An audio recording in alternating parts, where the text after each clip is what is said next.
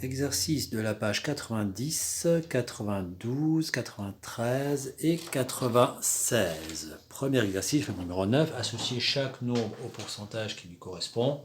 Là, ça ne me présente absolument aucune difficulté, puisque vous savez tous que, par exemple, un demi, donc la moitié, c'est 50%.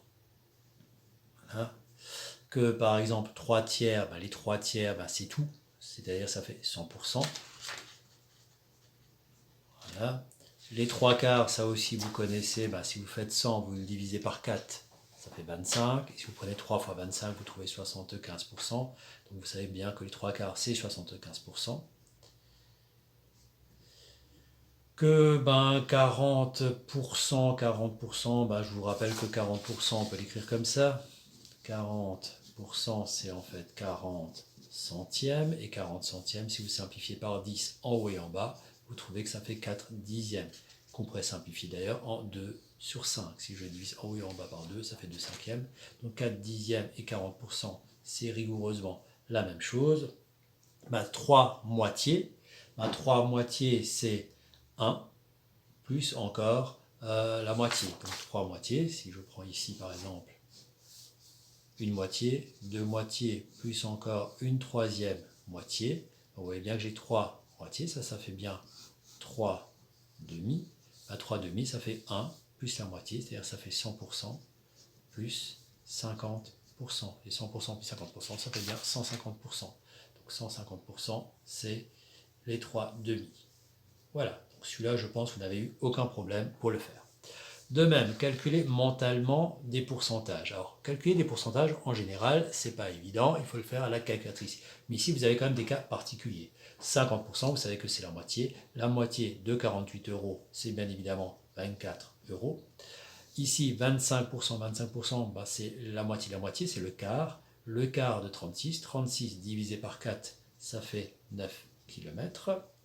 10%, vous savez que c'est un dixième. Donc 10 par rapport à 100, c'est un dixième.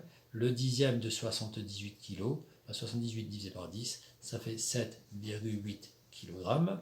Et 75%, c'est les 3 quarts, c'est ce qu'on a vu ici. 75%, c'est 3 quarts. Donc les 80 litres, je vais les couper en 4. Donc 80 divisé par 4, ça fait 20. Donc le quart de 80, c'est 20. Et si je veux les 3 quarts, je vais prendre 3 fois 20, ça fait 60 litres. Voilà, donc c'est vraiment des cas très particuliers qu'on peut calculer de tête. Dans chaque cas, dire si l'affirmation est vraie ou fausse et expliquer. Prendre 20% d'une quantité revient à diviser cette quantité par 5. La réponse va être oui. Pourquoi? Parce que 20%, c'est 20 centièmes. Et 20 centièmes, si vous divisez en haut et en bas par 20, 20 divisé par 20, ça fait 1. 100 divisé par 20, ça fait 5. Donc 20%, c'est 1 cinquième. Et si vous voulez calculer 1 cinquième, vous divisez par 5. Donc la réponse ici, c'est oui.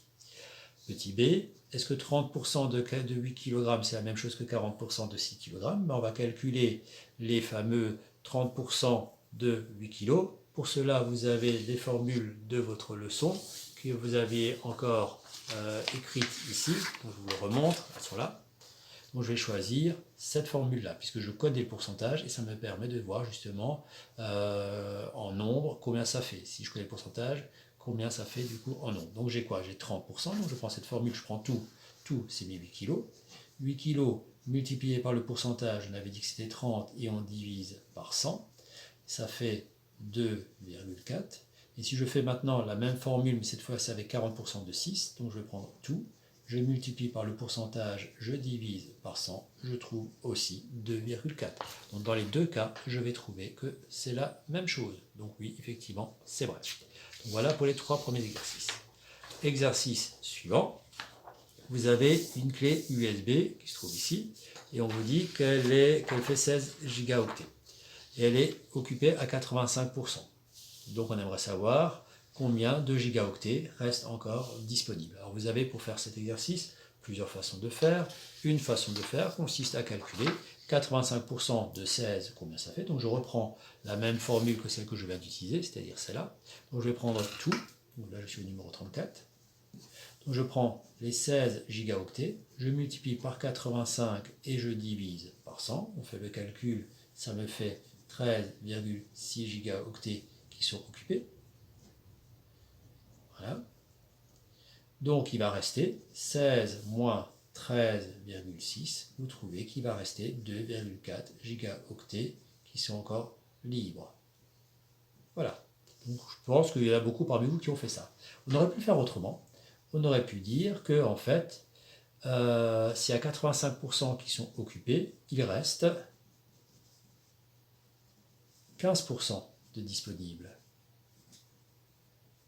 Je fais 100% moins 85. Il reste donc 15%. Et donc je vais calculer non pas ce qui est déjà occupé, je vais calculer directement ce qui n'est pas occupé. Donc je prends les 16 fois 15 divisé par 100 et je trouve exactement le même résultat qu'avant, c'est-à-dire 2,4 gigaoctets. C'est une autre méthode qui marche tout aussi bien. Je ne dis pas qu'elle est mieux, elle est juste différente. L'exercice numéro 93 de la page 93 du numéro 40 vous parle un petit peu d'or. Et vous avez peut-être déjà entendu parler qu'il y a dans bijouterie notamment différents ors. Vous avez l'or qui est à 18 carats, l'or à 14 carats et l'or qui est à 9 carats. Et ça correspond à des pourcentages en or, puisque l'or seul, on ne peut pas l'utiliser en bijouterie, c'est trop malléable, ça ne tiendrait pas. Donc on va le mélanger avec d'autres métaux qui lui permet justement de gagner en dureté, mais du coup aussi la brillance, elle peut changer. Donc, petit a, quelle masse d'or pur contient une bague qui ferait 3,6 g à 18 carats. Alors, 18 carats, ça veut dire qu'elle est composée à 75% d'or. Donc on va simplement calculer pour 3,6 g combien ça fait en or. Donc les 75%, donc je prends petit a les 3,6 g, je multiplie par 75 et je divise par 100 et je vois qu'il y a 2,7 g d'or pur. Le reste étant un autre métal. Un bracelet qui fait 18 grammes contient 6,75 d'or pur. Quelle est sa pureté en carats? Alors on n'a presque pas besoin de faire de gros calculs, puisqu'on voit bien que 18 par rapport à 6,75, les 6,75 grammes d'or, c'est moins que la moitié, donc on peut presque se douter que ça va être le 9 carats, mais on va quand même le vérifier. Donc cette fois-ci, je vais prendre l'autre formule, c'est-à-dire j'aimerais connaître le pourcentage. Donc je vais prendre la partie or, je vais diviser par tout le bijou, et je divise par 100. Donc la partie or, c'est 6,75, je divise par les 18 grammes du bracelet, et je fais x 100. Et ça va me donner le pourcentage qui fait 37,5%, donc c'est 9 carats. Voilà. Donc ça correspond bien à ce que intuitivement on aurait dit. Laquelle de ces crèmes de beauté contient la plus grande proportion d'eau? Bon. Donc ici, sur les 60 ml, il y en a 45 qui sont composés d'eau. Là, j'ai 30 par rapport à 50, et le dernier, c'est 70 par rapport à 180. Alors, ce qui est certain, c'est que ça ne va pas être celle-là, parce que celle-là, il y a moins que la moitié qui est de l'eau. 70 par rapport à 180, c'est moins que la moitié. Donc là, c'est plus. La moitié de 50, ce serait 25, j'en ai 30. La moitié de 60, ce serait 30, et j'en ai 45. Donc, on voit bien que ce n'est certainement pas celle-là. Alors, une façon de faire, c'est de calculer le pourcentage en eau de chacune de ces crèmes. Donc je reprends la même formule que celle que j'ai utilisée à l'instant. Je suis au numéro 41. Une façon de faire, c'est donc de faire 45, donc la partie eau, divisée par tout, multiplié par 100. Et je vois que la première, elle est composée à 75% d'eau. J'effectue exactement la même chose. L'eau divisée par tout le tube multiplié par 100, je trouve que ça fait du 60%. Et la dernière, j'ai 70 ml d'eau divisé par 180 ml qui est tout le flacon multiplié par 100. Ça fait environ 38,9%. Et donc on voit bien laquelle des trois crèmes a la plus grande proportion en eau. C'est donc la première, c'est donc celle-là. Peut-être que vous avez fait ça autrement, peut-être que ce que vous avez fait, c'est que vous avez comparé 45 soixantièmes avec 30 cinquantièmes et avec 70 sur 180. Alors pour y arriver, il faudrait trouver un nombre qui se trouve dans la table de 60, de 50 et de 180. Par exemple, 900. Alors, il n'est pas facile à trouver ce fameux 900, mais toutes ces fractions, je peux les convertir en fractions ayant un dénominateur égal à 900. Donc là, je vais faire x 15 en haut, x 15 en bas, donc je vais trouver 675. Ici, je vais faire x 18, donc aussi fois 18, donc je vais trouver que ça fait 540. Ici, on va faire fois 5 fois 5, je trouve que c'est 350. Et là aussi, je vois que la plus grande des trois fractions, ça reste celle-là. Je trouve bien le même résultat qu'avant. C'est-à-dire c'est le premier pot qui est qui a le plus d'eau dedans. Numéro 61, calculer un pourcentage de pourcentage. Donc sur 60 millions de Français, il y en a 68%, donc un petit peu plus que la moitié, les 2/3 à peu près, qui sont partis en vacances. Et sur ces personnes qui sont parties en vacances, il y a la moitié qui est allée à la mer. Les autres sont partis ailleurs. Attention, c'est 46%, ce n'est pas les 46% de 60 millions, c'est les 46% de ceux qui sont partis en vacances. Donc on me demande quel pourcentage de Français sont allés à la mer. Bon, alors une façon de faire consiste simplement à d'abord calculer le nombre de personnes, le nombre de Français qui sont partis en vacances, donc les 68% de 60 millions. Donc je prends la formule de la leçon, celle que vous commencez maintenant à bien connaître quand même maintenant, j'imagine, à savoir celle-là. Pour calculer une partie, je fais tout multiplié par le pourcentage divisé par 100. Donc, on y va. Donc je prends les 60 millions, j'écris pas 60 millions, j'écris juste 60. Ce sera sous-entendu millions, la réponse que je vais obtenir. Multiplié par le pourcentage divisé par 100. Un petit coup de calculatrice là-dessus, et je trouve que ça fait 40,8 millions qui sont partis en vacances. Alors attention, 40,8, c'est pas grave s'il y a une virgule, puisque c'est pas 40,8 personnes, c'est 40,8 millions. En réalité, c'est 40 millions 800 000. Il faudrait décaler la virgule de 6 ans. Donc sur ces 40,8 millions de personnes qui sont parties en vacances, il y en a, je vous rappelle, 46% qui sont partis à la mer, donc un petit peu moins que la moitié. Donc ça va être à peu près, ça va tourner certainement aux environs de un petit peu moins de 20 millions. On va voir combien ça va faire. Donc je prends mes 40,8 millions, je multiplie par, combien est-ce qu'on avait dit de pourcentage, multiplié par 46, et on divise par 100. Et je trouve que ça fait 18,768 millions qui sont partis à la mer. Voilà. Donc là, pareil, c'est en fait 18 768 000 Français qui sont partis à la mer. Et donc j'aimerais comparer ce nombre-là, par rapport aux 60 millions qu'on était au départ. Alors là aussi, je n'ai pas besoin d'écrire 18 768 000 divisé par 60 millions. Je peux parfaitement travailler avec 60 et avec 18,767, puisque les millions, ils sont sous-entendus. Donc pour calculer maintenant combien de pourcents ça fait, je prends l'autre formule de ma leçon, celle qui consiste à dire qu'on prend la petite partie, donc ceux qui sont partis à la mer, divisé par tous les Français, qui sont 60 millions, et je multiplie par 100, et je trouve que ça fait 31,28%, donc à peu près un tiers. Donc 31,28% des Français sont partis à la mer. Une autre partie est partie ailleurs, on ne sait pas où, une autre partie n'est carrément pas partie en vacances. Le numéro 63. Une famille a utilisé 225 mètres cubes d'eau, et l'année d'après, elle en a utilisé un petit peu plus. Vous voyez qu'il y a 9 mètres cubes de plus. On aimerait savoir, ces 9 mètres cubes, combien de pourcents ça fait en plus par rapport aux 225 qu'on avait au départ. Donc il faut bien comparer les 9 mètres cubes par rapport à ce qu'on avait au départ. C'est une augmentation qu'on a. Donc on augmente, c'est ça qui s'est fait augmenter. Donc, numéro 63. Donc premier calcul, c'est que je vais calculer, alors je l'ai fait de tête avant, hein, ça fait donc 9 mètres cubes en plus. Bon. Ces 9 mètres cubes, je vais les comparer aux 224. Donc on prend la formule, la consommation que j'ai en plus, divisé par tout ce que j'avais au départ, multiplié par 100, et on voit que ça fait 4% d'augmentation. Voilà. Le numéro 64, dans un club de vacances, je vais changer de feuille, dans un club de vacances, en juillet, il y avait 240 clients qui étaient satisfaits, il y avait 240 clients et il y en avait 90% qui étaient contents de leur séjour. C'est bien. Le mois d'après, ils étaient un petit peu plus nombreux et là, il n'y en avait que 70% qui étaient contents de leur séjour.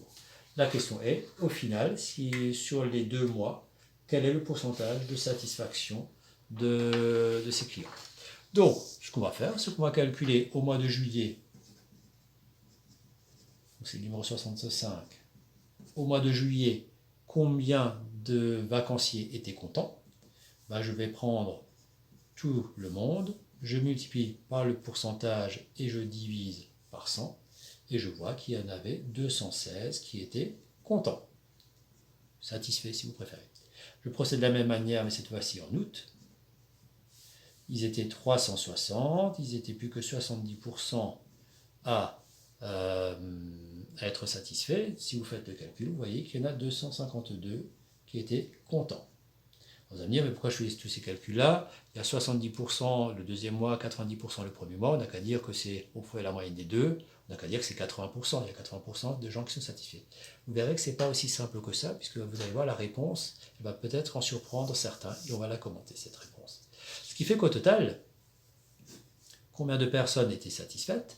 216 et 252 personnes qui sont satisfaites, ça fait 468 personnes qui sont contentes.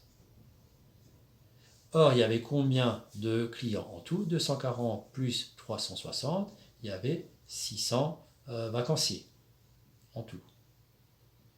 Donc on va regarder ces 468 qui sont satisfaits par rapport aux 600 vacanciers, quel pourcentage est-ce qu'ils représentent? Donc je prends l'autre formule, je prends la petite partie, divisé par tout le monde qui est donc 600, multiplié par 100, petit calcul à la calculatrice, et on voit que ce n'est pas 80%, mais que c'est 78%.